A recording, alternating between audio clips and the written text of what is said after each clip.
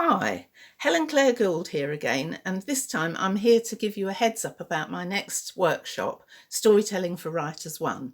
Workshops often concentrate on the writing side of stories, but the storytelling is equally or more important. Storytelling for Writers 1 came about in response to my thoughts about the function of a writer. For instance, I realised that the job of the writer revolves around controlling the flow of information to the reader. The medium used for this is storytelling, of which a plot and characters are necessary ingredients.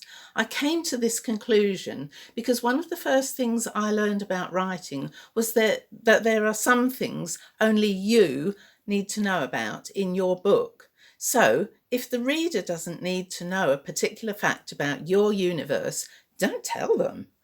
Or if they need to know it, but you want to avoid an info dump, let them learn it when one of the main characters does. There are also particular writing modes which we as writers can use to put that information over, and they generally mirror what and how we learn about the things around us in life. This parallels the learning our characters do in stories. Stories are generally linear or circular in shape, but linear stories can be presented in a non-linear way, and a circular story can continue after the circle is closed. I think of this as a Q-shaped story configuration. Stories are also either plot-driven or character-driven, and you can think of this as two ends of a continuum. In a plot-driven story, the characters carry out their assigned function in the plot in order that later events can occur. In a character-driven story, you can use the characters themselves to define what will happen. You may have seen this expressed as characters carry the seeds of their own destruction within them, or something similar. This means that because the character reacts or behaves in a particular way, they influence the events of the story in some related way.